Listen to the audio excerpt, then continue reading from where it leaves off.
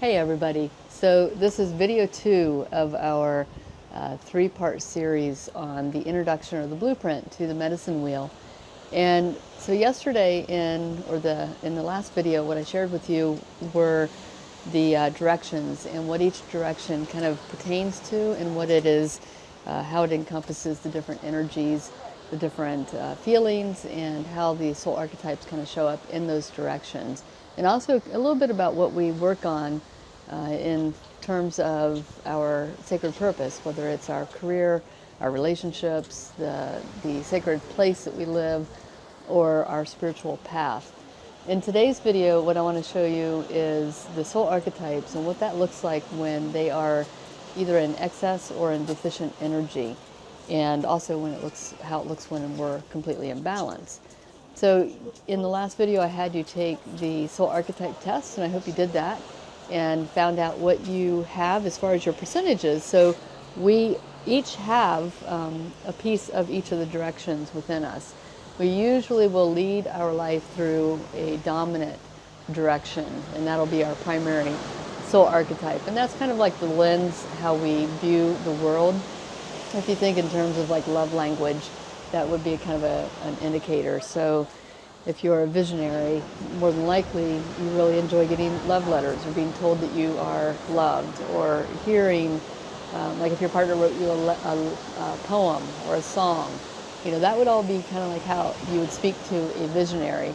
If you're a Sacred Heart warrior, you're working from that emotional pole, so you need to have that intimate connection. You need to have a really connected experience when you're making love, and you like this more heartfelt kind of sentiments, the things that make you feel inside what those emotions might be. And if you're an alchemist, then that would look a little differently. It would be a bouquet of flowers, a nice dinner being prepared for you, or taking you out into a beautiful natural setting. That would be how you would kind of show an alchemist love. And a soul shaman needs to have the spiritual connection to their partner and have that spiritual base within the relationship.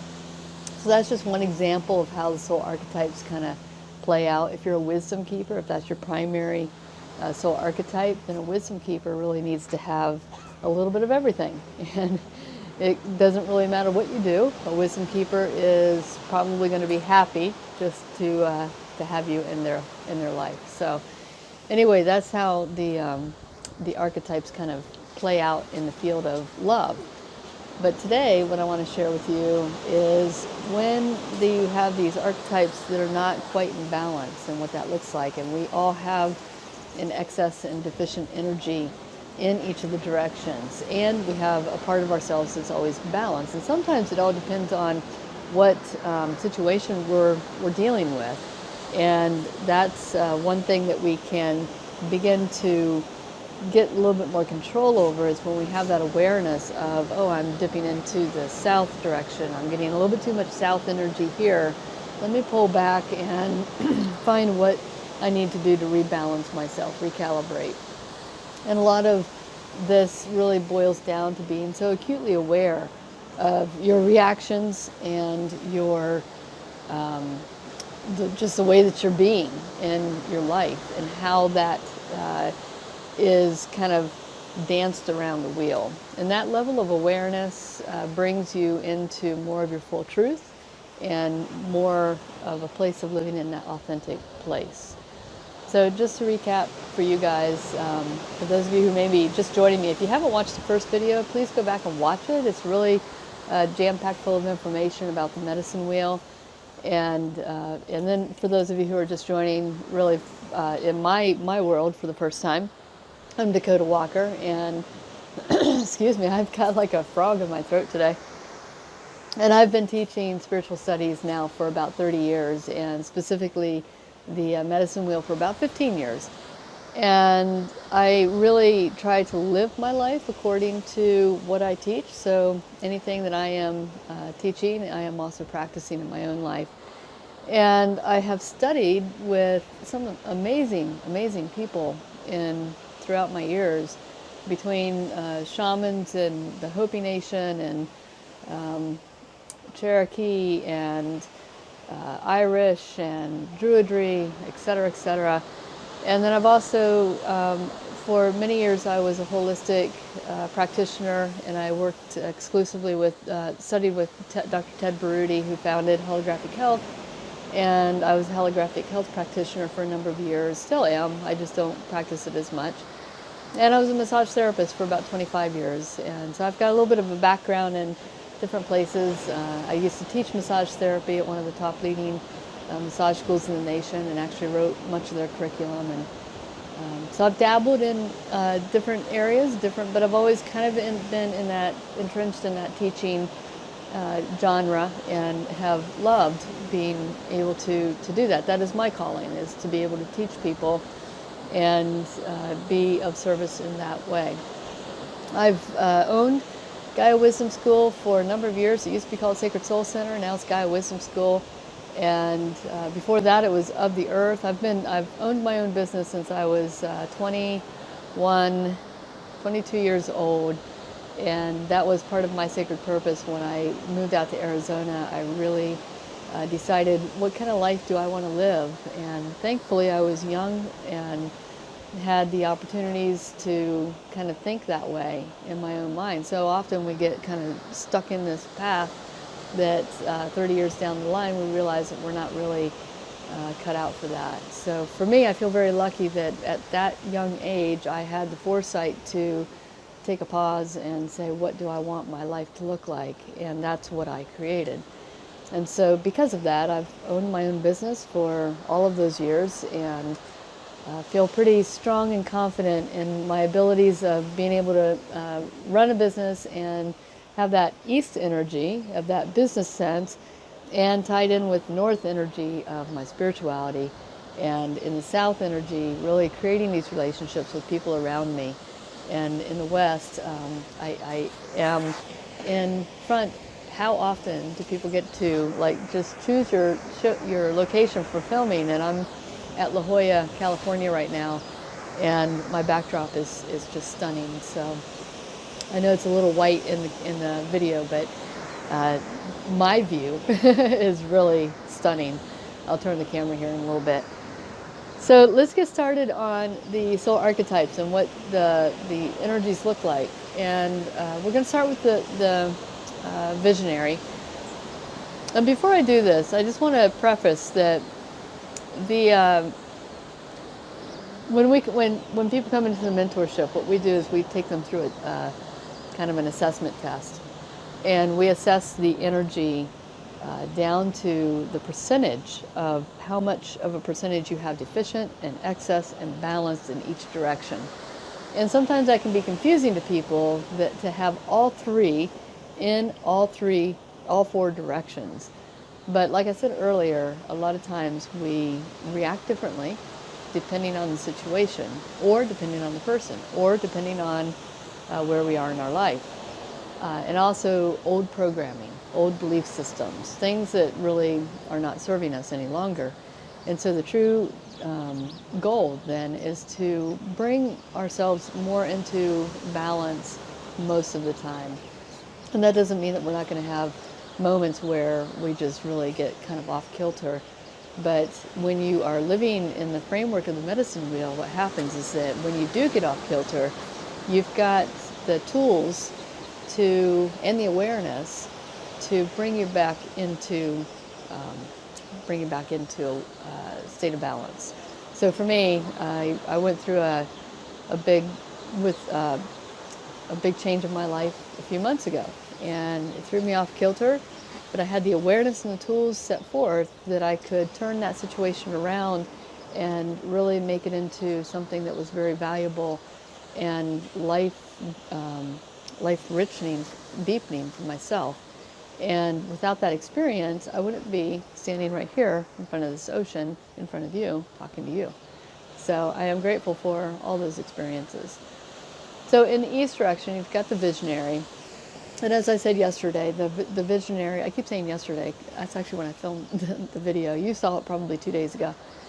The visionary works from that mental body. And for the career or the career is the house that we work on for sacred purpose.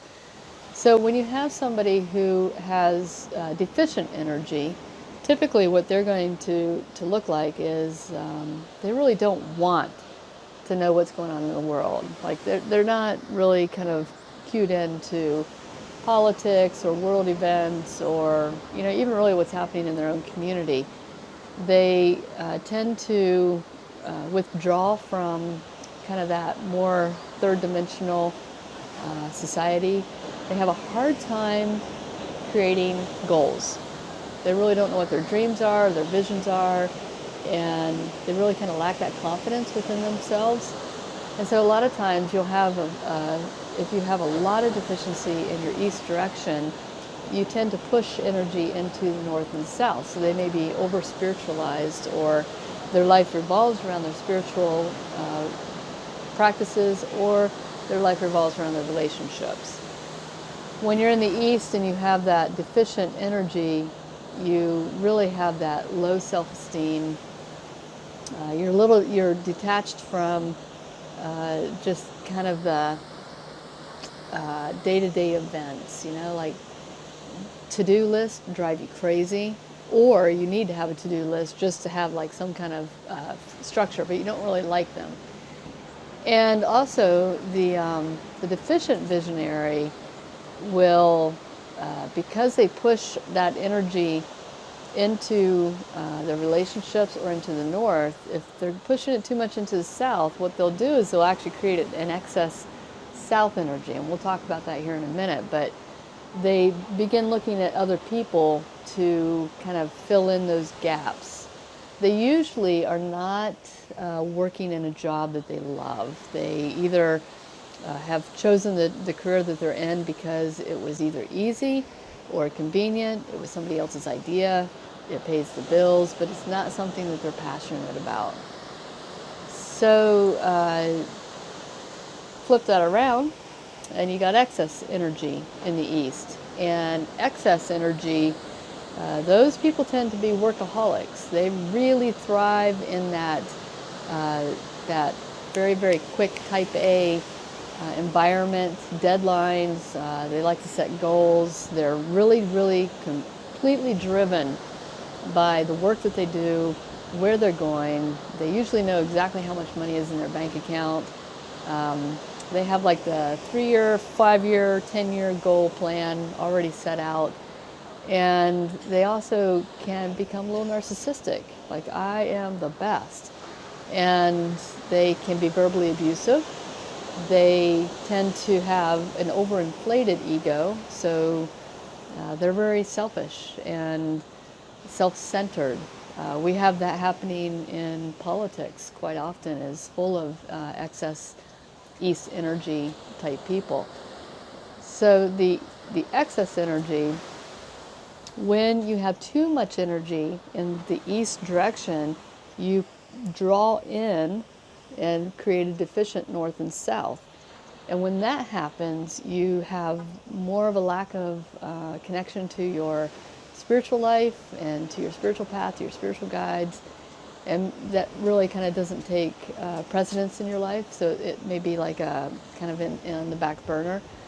And your relationships suffer because you are so independent, you are so self-centered and driven by your goals that the relationships tend to take a back seat. And there's usually a lack of connection there. The other thing about excess energy in the east is that you, when I say you, I'm just saying like a general you, not you, but an excess east will want things done on their timeline, and things are very time driven for an excess east. I want this right now. I want my goals to be met right now. And so there's a lot of emphasis on what do I need right now, get it on my time frame, and that can create like a bit of an impatience within people.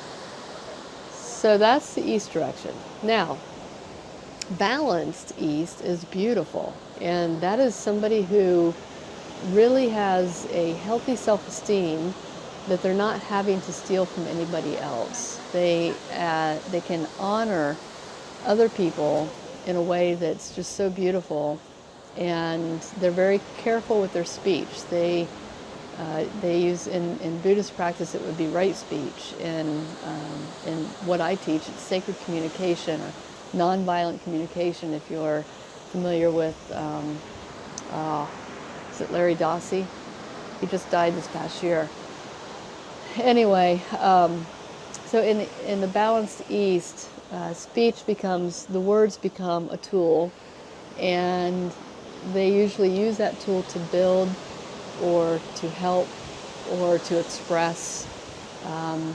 They don't, there's not a lot of, like, they own their words, they own their experiences, and they also have the ability to see the goals, but also see it from that full spectrum of the medicine wheel.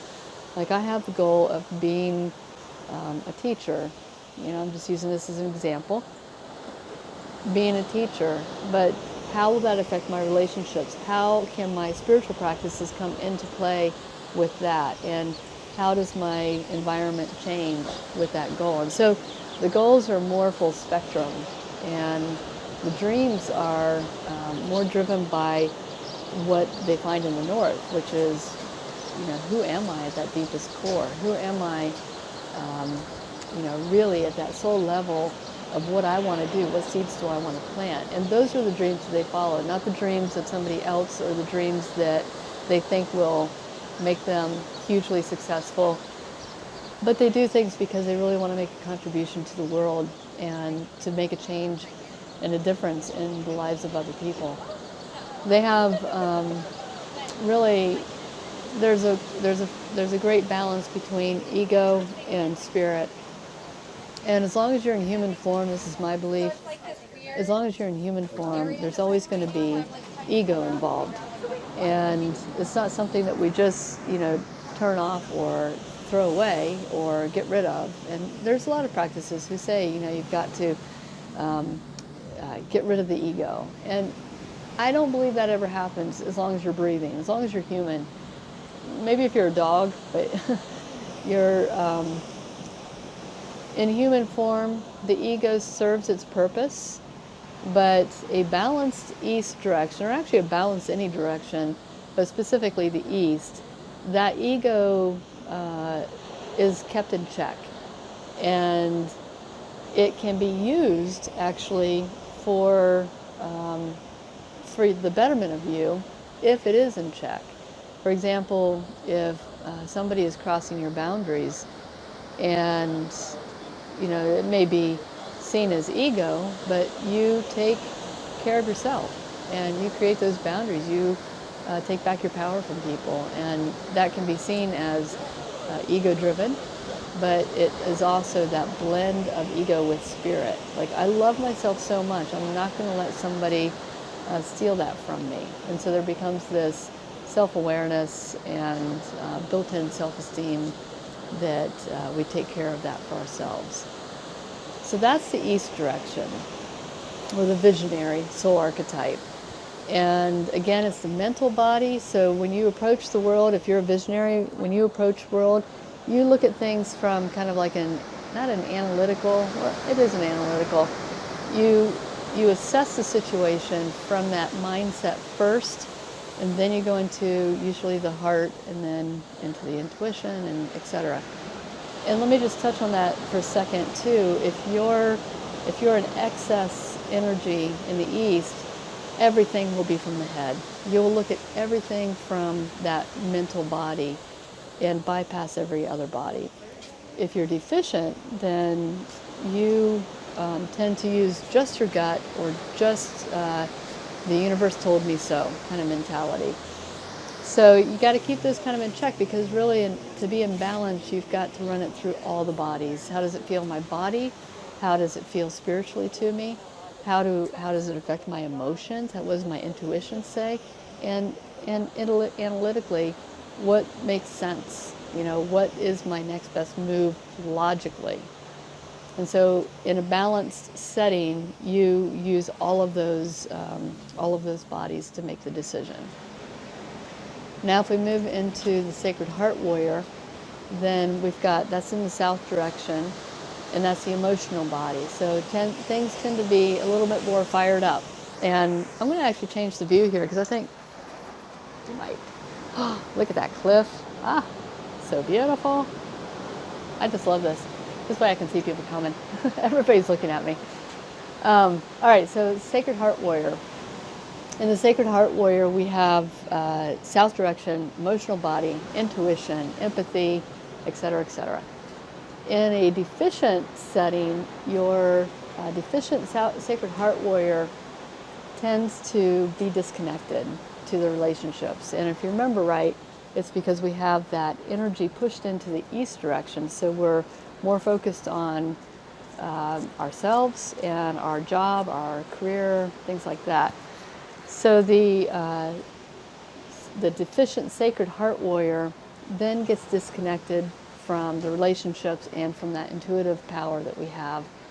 They also tend to really withdraw. Like, it's really hard to get to the emotional heart of a Sacred Heart Warrior who's deficient, because they're really closed down and they don't share a lot. They actually really don't have a gauge on what their feelings are, or how, or even what to call their feelings. In the last video I talked about emotional intelligence, and in a deficient Sacred Heart Warrior, the emotional intelligence is really lacking. So they are the ones who will just all of a sudden, here's an interesting thing. Anger shows up a lot in the South.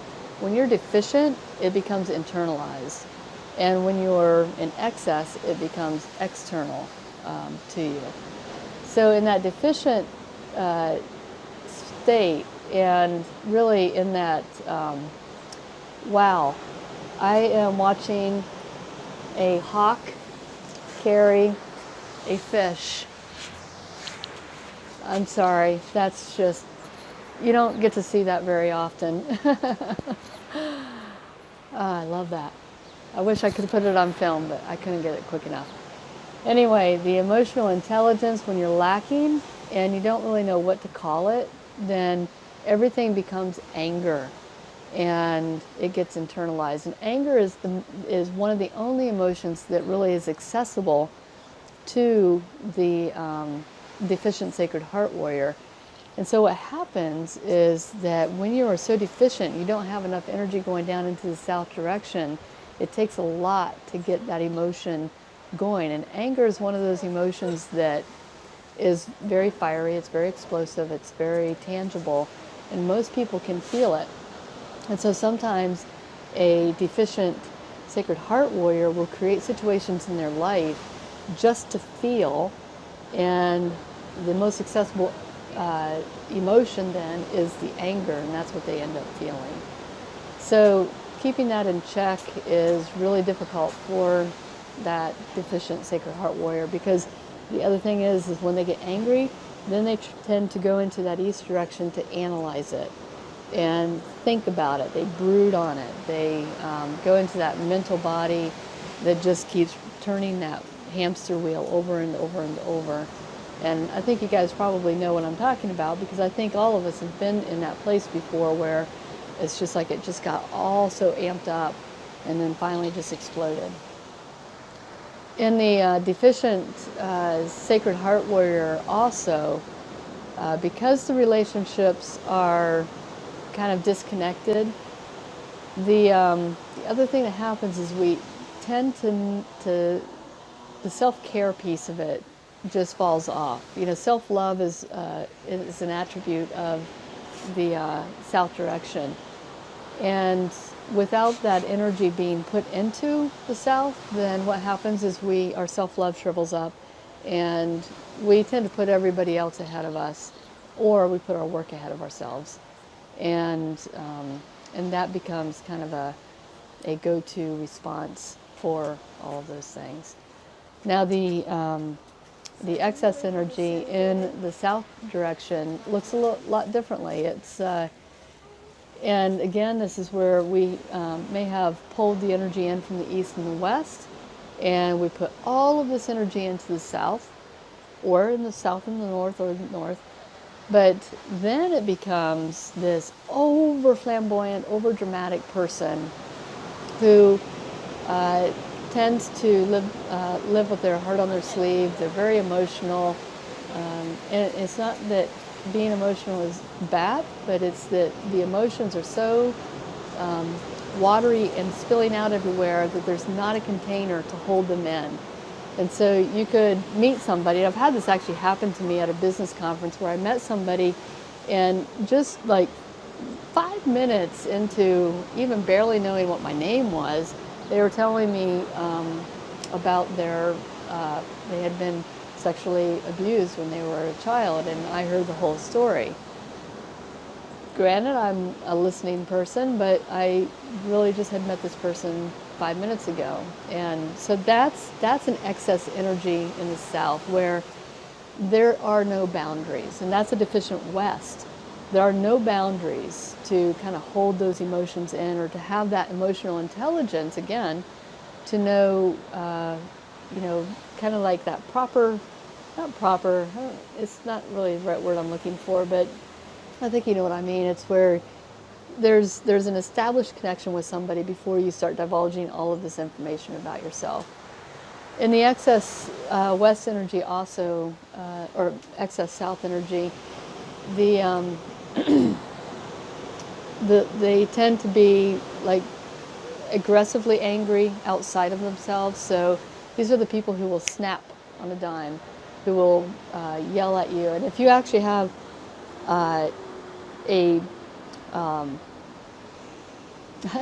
excess east and an excess south at the same time, you become verbally abusive. If you have a deficient east but you have an excess south, then it looks a little bit more like passive aggressiveness, and take it out in different ways. And actually, if you have, let's go one step further, if you have an excess west and an excess south, then that energy looks like you might slam doors or take a bat and hit something or break things. And so that anger becomes a lot more externalized, but it, depending on the other directions, depends on how it gets expressed. So you also have the one-uppers, and this drives me crazy. The one-uppers are the ones who you're telling your heartfelt story to somebody, you're expressing your hurt, your pain, or whatever, and they turn around at the end of it and say, oh my gosh, you know what, that same thing happened to me. And then they go into their, I call it the emotional diarrhea, of their own story, their own whatever it is that they're wanting to tell you. And so there's not that and this is where it gets a little tricky. There's not that empathy to, well, actually, it's not the boundaries of the West that allow somebody to kind of be in this container that's within them, but also it is, if there's a deficiency in the East, there's that lack of listening, deep listening, sacred communication. And so it all becomes about me, me, me, me, me. That's an excess East and an excess South together. Excess East and South together, in my mind, is like, oof, that's really hard to handle. Because not only do you feel it, and you can see it, but you hear it, and it's really verbally active.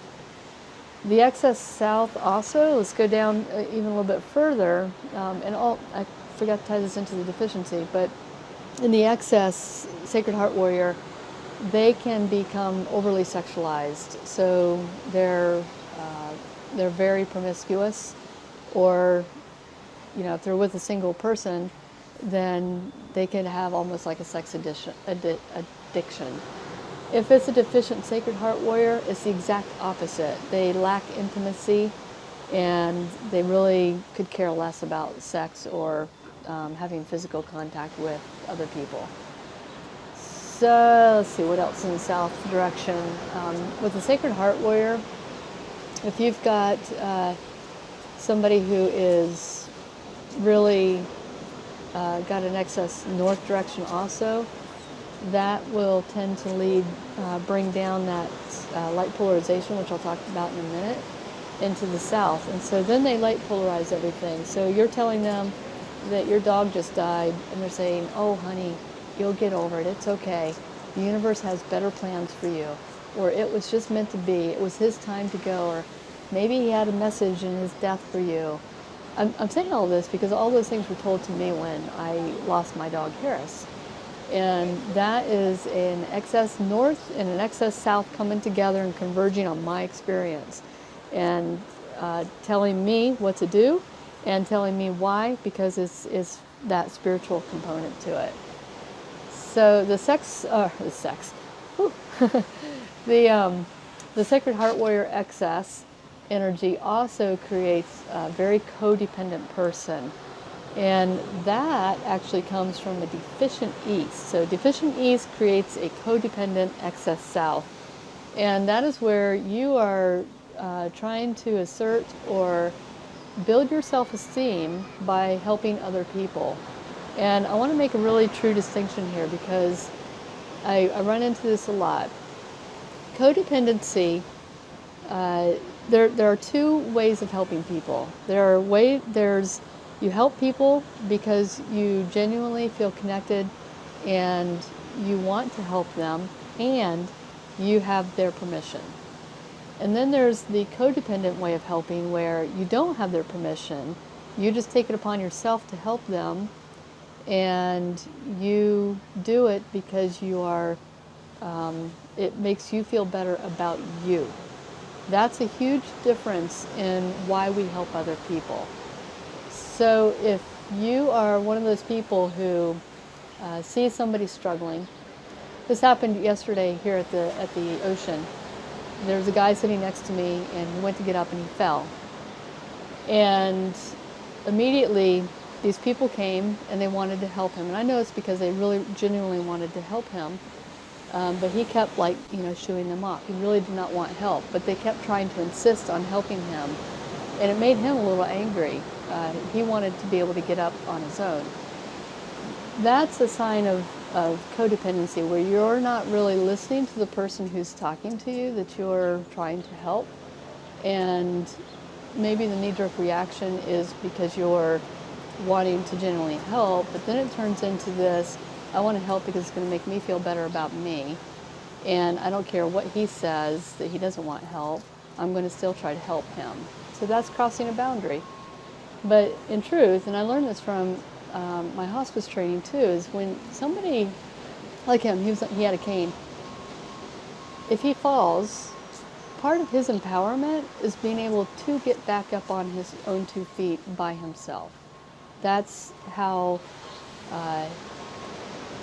he feels better about himself. For me, I sat there and I watched him, and he saw me there. He knew that if he needed help, he could ask for it. And I just said, let me know if you need some help, and left it at that. And that's where I can help him if he wants it. And if he doesn't, that's fine. But what codependency does, and I'm really huge on this, when you are codependent and you are helping other people without their permission, and you're doing it for the reasons of building yourself and making yourself feel better about you, you are robbing them of their power. You are stripping that away. Now, on the other side of it, and I'm making this distinction because it comes up a lot, and typically people who are attracted to this kind of program usually have a lot of excess south energy and a lot of excess north energy, and that means that I get a lot of people who are codependent and really want to help others. When you are helping from that place of humanity, the first thing you do is you ask, can I help you? And then you respect the answer that you get.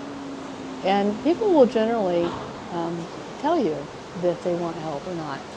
And then you have an opportunity to have a mutual exchange of energy there where, yeah, you do feel better, but they also feel better that their boundary was respected. And so it becomes a mutual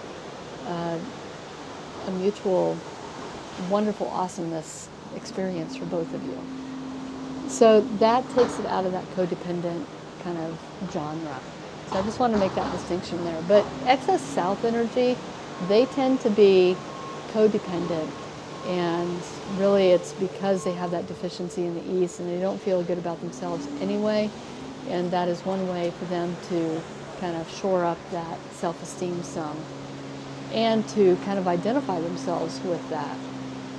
The other thing about the excess south Sacred Heart Warrior is I talked about the verbal diarrhea, but it can also be the advice giving. It's the, and this kind of ties in with an excess east energy where somebody has excess east energy and an excess south energy. And if I'm going to somebody, if I have a friend who has that two combination, and I tell them that I just went through this, horrible experience or whatever, and whatever that might be, their knee-jerk reaction is to tell me what to do, give me advice. They have all the answers. And again, that strips me away from my power, because now it's their narcissistic ego that is combined with their verbal diarrhea and codependency of, I'm going to tell you exactly what you need to do. Oh, you should do this. This is exactly what, no, wait, listen, girl, this is what you have to do. And you can hear that, you can hear the whole story, and it just goes on and on. So here's what I've done is when I've got, since I've been working with the medicine wheel these last 15 years, I really have dived in to really strengthening my boundaries, which is in the west direction. And also, well, I have now I have a really balanced all the way around the wheel. But so when somebody starts giving me advice, I stop them and say, you know what, I'm not here to get advice. I just needed a sounding board, because so often we need that deep listening, which is the balanced east, to be able to hear ourselves speak and follow our own intuition and kind of verbalize it. And in that process, we end up finding our own answers. We all have our own answers within us. And there's not a single person in this world who has been through exactly what you've been through, because we all have our own filters. So even if a situation may sound similar, it is not going to be the same situation, because we're all experiencing that from a very different mindset than anybody else. We have all gone through breakups. We have all lost a job or lost a loved one, or we have all experienced joy. We have all experienced anger.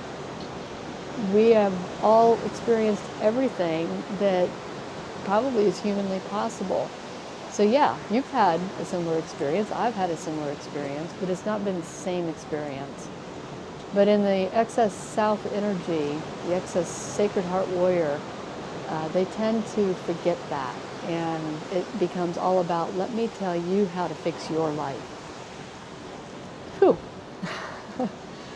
So now we go into the balanced Sacred Heart Warrior, and it looks a lot like this. You've got somebody who has a really empathy, so they can feel when you're hurting or when you're struggling, and they can hold that space for you. And holding space simply means that you're not giving advice, you're not being codependent, you are deeply listening, and you're just providing that space that if they need something, they can ask you for it because they feel that from you. And a Sacred Heart Warrior that's balanced is also really tied into their intuition and doesn't discount that or think that it's going to be it's not right. And they also balance that out with the logical mind if they're also balanced in the east direction. So they may have that knee-jerk gut reaction, And they go with that, and they sit with that, and then they back it up with that energy from the east, and the mental body. Is this logical? Does this make sense? What is my next best step? Things like that. They also have very close relationships. Their relationships are very sacred to them. And so there's a lot of give and take. There's deep intimacy, and intimacy is not just about sexuality, but there's intimacy between parents and their child, or friends, or even strangers that you meet on the street. There can be a level of intimacy that provides this beautiful landscape for a relationship to just be what it is, and to honor the people that are in it. So it's a lot like Namaste and Aho, where I honor you, you honor me, and together we honor this. And in a balanced sacred heart warrior, when they are in an intimate relationship with a partner, the love making is very connected. It's very deep. It doesn't mean that there's not, the quickies, or the full-on physical, bring in a lot of that West energy and feel it really physically. But even in that, there's still this connection to that person, because the deep level has already been established. They also, they don't look outside of themselves to be shored up by someone else, but they can be autonomous, and they can also be in relationship. And sometimes, and oftentimes, most of the time, they can do that simultaneously. It's like they've got their own space and their own place to be, but they can be that in the context of other people also.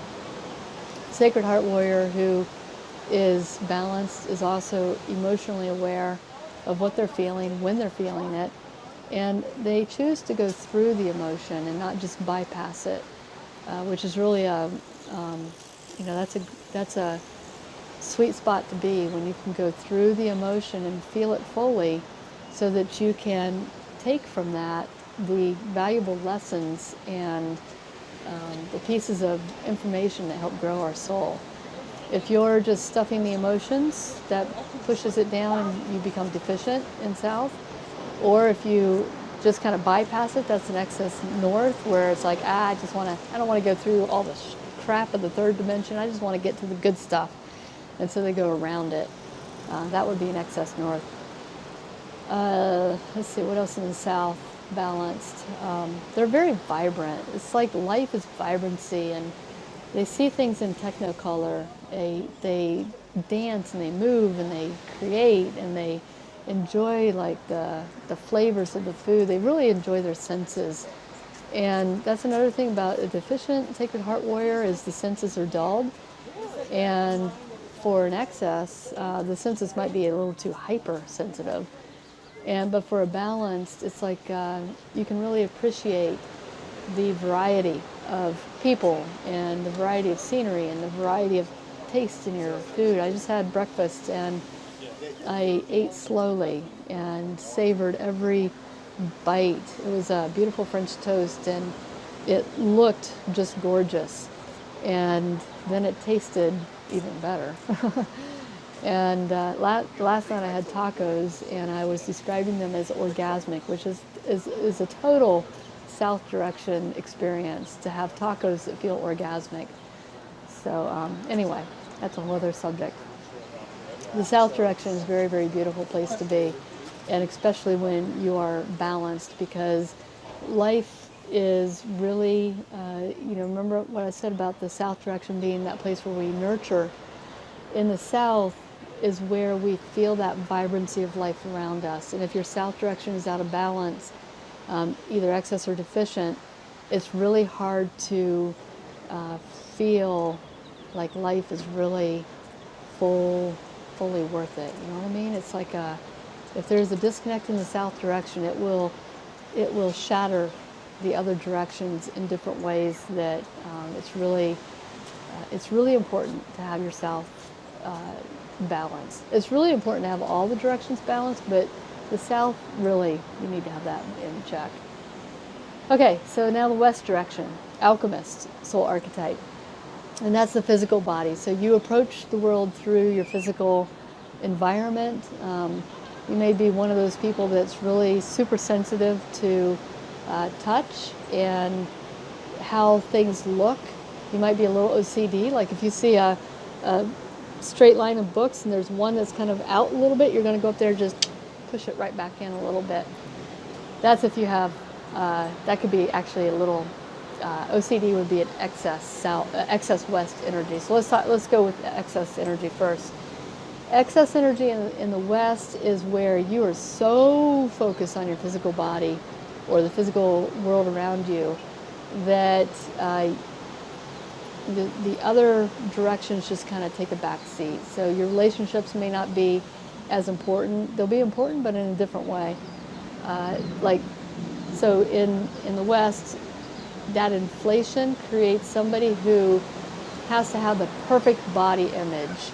You know, they may actually be addicted to exercise or eating like these fad diets because they're so consumed about how they look on the external. They, 1/2 pound of over their right weight that they want to be at just sends them into a frenzy. They also, and this is where the relationships come in, want to be seen with the most beautiful person next to them because that's what kind of feeds their ego. So usually if you have an excess west, a lot of times you have an excess east. So that overinflated ego, you want to have this illusion or be seen as this highly successful. Everything's about the image. You wear the designer jeans, the Gucci bags, drive the Ferrari or the spotless car, the car that's always clean, doesn't have any dust on it. If there's like a mess made, you go and clean it up right away, a little bit of OCD. And you got to be seen with the right people and the right crowd and go to the right clubs and eat at the high-end restaurants. And so you put in, actually it's like your external world probably does not match your internal world because your internal world, if you've got that much blown out in the east and the west, you've got a deficient south and north, so you're probably feeling pretty lonely and disconnected from people at that emotional level. You also probably don't have a lot of spiritual connection. And so you push everything outward into your external world to make it seem like it's okay, but really inside you're falling apart. The excess West energy also really pushes you into so much of the body that, and you see this with people who are really struggling, is they may need to, this is actually kind of going off the other side of this, be a cutter or have to do some kind of physical harm in order to feel. That's how they feel their emotions, is by people who cut or drink to oblivion or become addicted to drugs, things like that. So the addictions are really high up there in that excess West energy.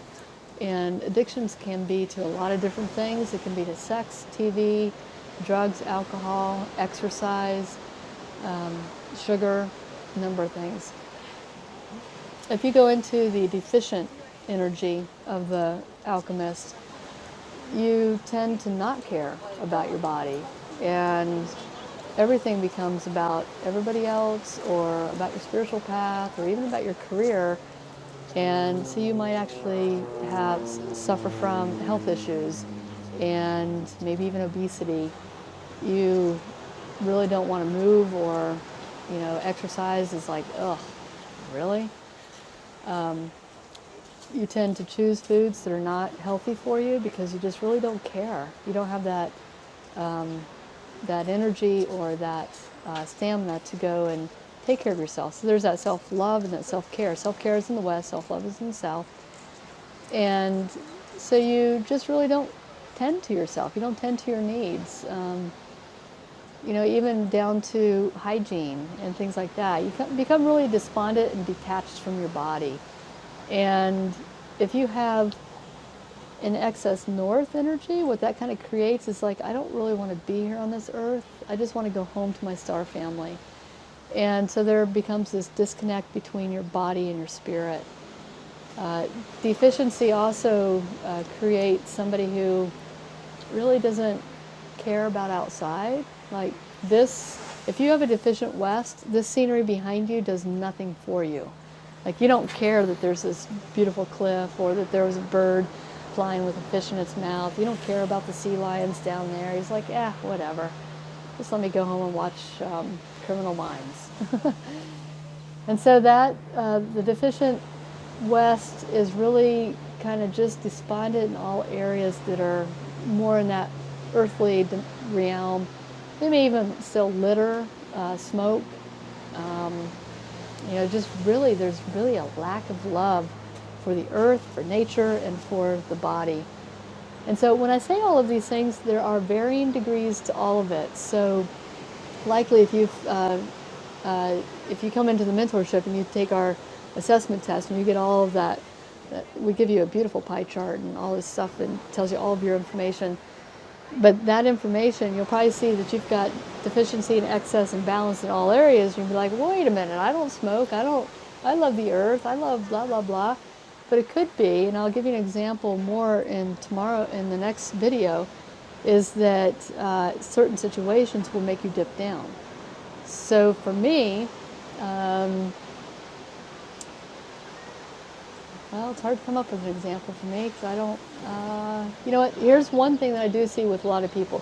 You go through a breakup, and what's the one thing that happens in a breakup? You lose a lot of weight. And there's that joke, the breakup diet. So you've got this emotional pain in the south, and usually what it does is it pushes a deficiency in the north, so you become withdrawn. And you go into an excess south, so I'm giving you the example now. You go into an excess south, which then you become a little bit more dependent on other people maybe, or you kind of like, this happened to me. You just can't control your feelings or your emotions.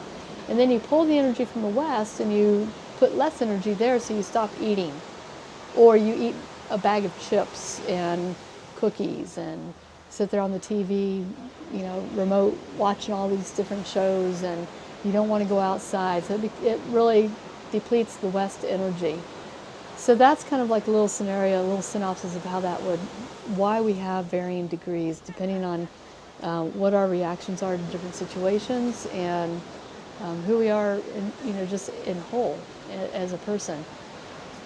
The balanced alchemist is somebody who cherishes and really loves nature, who can be in this space and really truly appreciate it, who has a personal responsibility for taking care of it. So this is somebody who's going to see a piece of trash and pick it up and put it in the trash can, even if it's not theirs. This is the person who will turn the water off when they're brushing their teeth because they want to conserve water.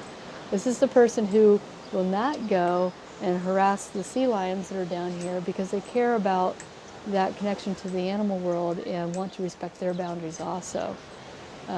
Balanced alchemists also, they have very clear boundaries, and they're very healthy boundaries. And it's not like, oh, don't talk to me, or don't do that. But it's like, hey, I appreciate your help.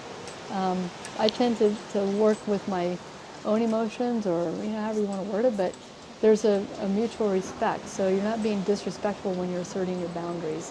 Sometimes when people start asserting their boundaries for the first time, they get a little touchy because they've not done that before, and they feel like they have to be really strong and vocal and mean about it. But you don't. You just have to say, hey, I appreciate you wanting to help me. I'm good though. Thanks. Appreciate it. But I'll let you know if I need help. That's asserting a boundary. Or another example, I had this happen one time where I had a meeting with a friend of mine. We hadn't seen each other in a while, and we had a lot of business to discuss, so I needed it to be just the two of us so that we could really talk about this. But she had come across a couple of people who really wanted to join us for dinner, and she didn't know what to say, so she said yes. And so for me, to assert my boundaries, like, hey, I'd love for you guys to join us for dinner, but tonight we're having a business meeting, but maybe tomorrow night. And so that's just kind of when you're balanced in the west direction, you're able to assert your boundaries in a respectful way that honors everybody involved and doesn't feel harsh, it doesn't feel mean, it doesn't feel anything other than, oh, okay, that's great. That's a great example. The other thing about a balanced west energy is that you do care about your body, and also you indulge some. I live fully by the 80-20 rule.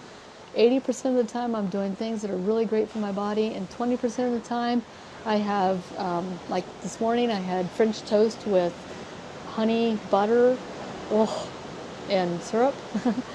And last night I had a beer with my dinner. And, and so you have these, you allow for yourself to enjoy life. And so that's dipping into the south direction, using all of your senses. I really love the taste of coffee.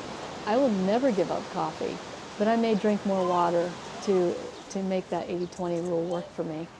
But so in the Balanced Alchemist, you're not so regimented that you're counting calories every single day, like, oh my God, I can't eat anymore, I've already hit my limit and it's noon. Or I've got to exercise today. Sorry kids, I can't play with you because I got to go do my 5-mile run that I'm dedicated to every single day. It's not like that. You're a little bit more relaxed about it. You take care of your body enough that you can take that 20% to play with the kids, or lay on the grass and enjoy the breeze, or have that glass of wine with the Italian carbs that you're eating. So in the balanced state, it's just that you balance the both sides of it, so that you're actually enjoying life and you're enjoying the space that you're in. A balanced West will also have dirty dishes in the sink and not be freaked out by it, but may wash them in the morning when they feel like it. But a deficient will have clutter everywhere, and in an excess, it'll be so, like, you could eat off the floors. You don't, I hate visiting people who are excess West energy, because I feel like if I have a glass, I have to go in and wash it right away and put it away, dry it and put it away.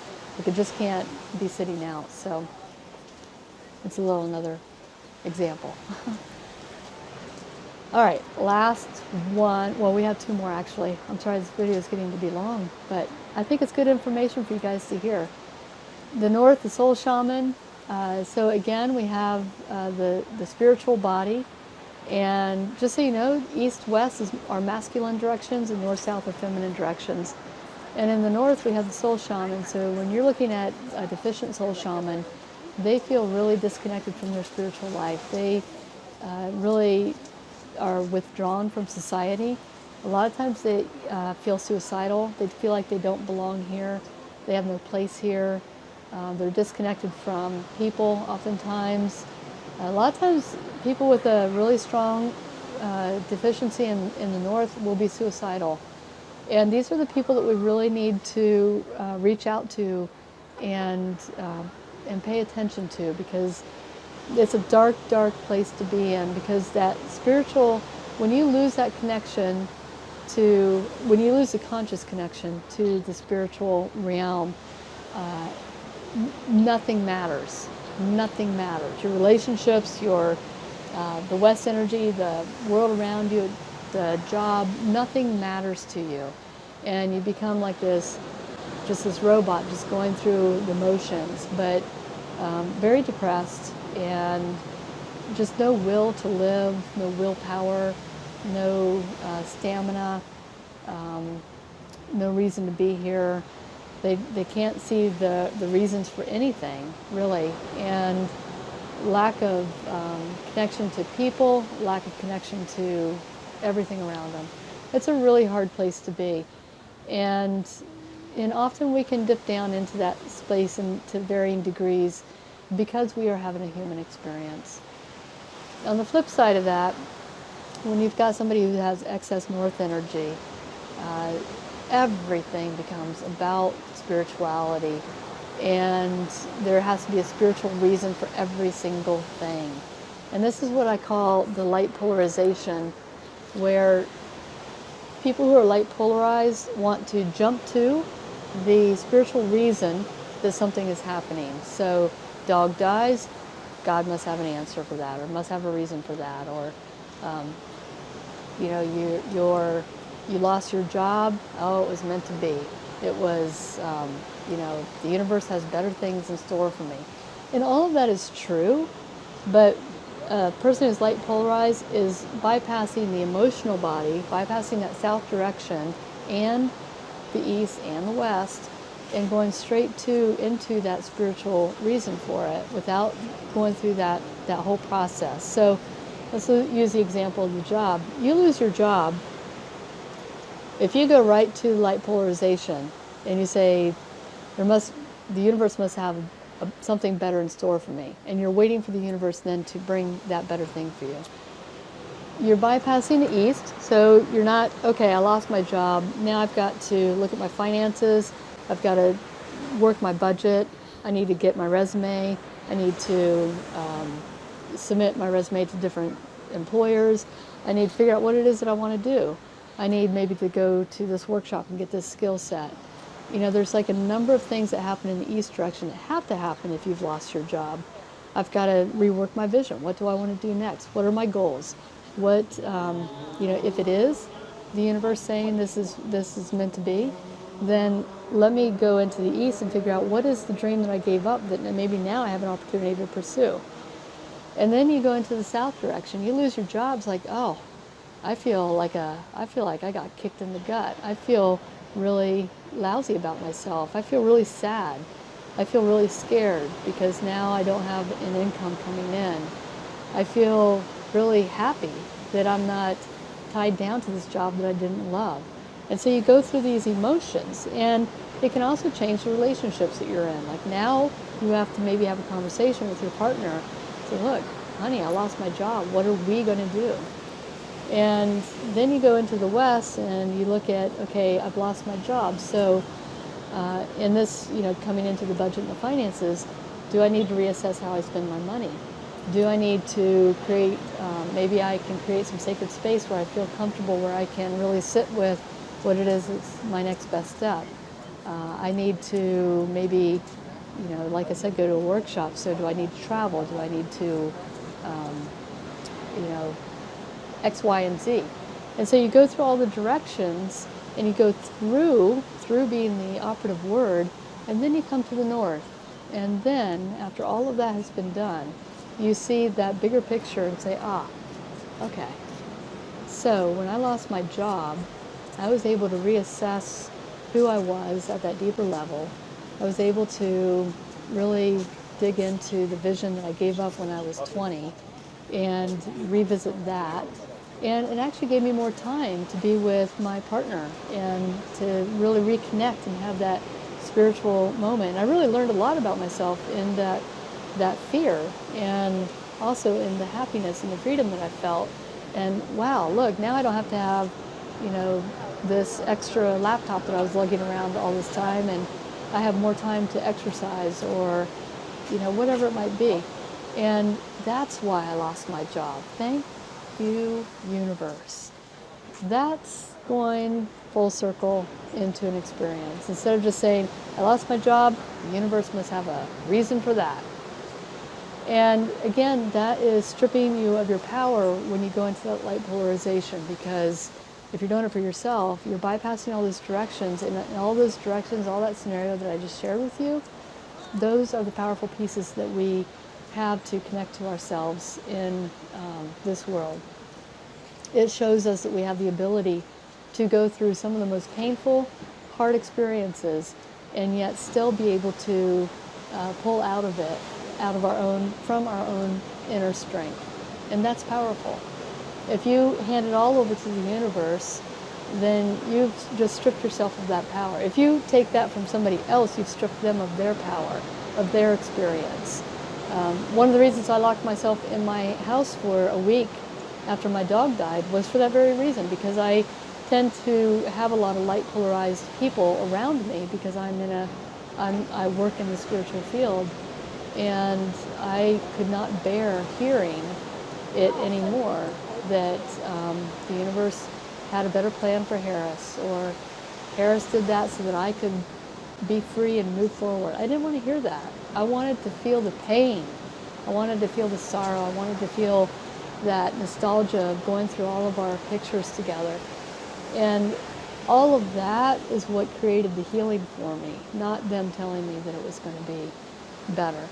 So if you're one of those people that tends to fall over here in the light polarized area, I just want you to be aware of when you are stealing somebody else's power or you are robbing yourself of your own by light polarizing a situation. The other thing about the excess north energy is that they tend to be the ones that go a mile long and an inch deep. So they're trying every new spiritual practice. They've got all the books, they've done all the workshops, they've listened to all the Eckhart Tolle recordings and Deepak Chopra, and they've gone to a Buddhist monastery, they've gone to a shaman, Peruvian shaman down in Peru, and they've done this and they've done that, and they've got like this whole big collection of things they've done. But they really couldn't tell you more than an inch deep of any one of them. And that's an excess north energy, and where everything really revolves around that center wheel of the hub of spirituality. When I was eating my taco last night, I really wasn't thinking about the universe. I was thinking about how did someone create this taco to taste this good? And I was in the flavor and how it was just melting in my mouth and exploding in flavor and infusion, and from a practical sense, it was Taco Tuesday. I was thinking, how did I just get this taco for $2.50? And then I was thinking, how could I make this taco? And then I was thinking, wow, this taco is really making me happy.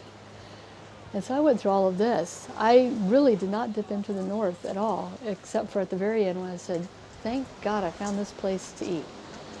So that's where the north comes in. It doesn't come into everything. It does and it doesn't. For me, and what I teach in the medicine wheel, just as much as I said that the south is very important to have in balance, the north is probably the only other direction that is more important, because you have to have a strong spiritual foundation to really live an authentic life, I believe. And once you have that in place, you don't have to keep regurgitating it. It just becomes who you are as a person.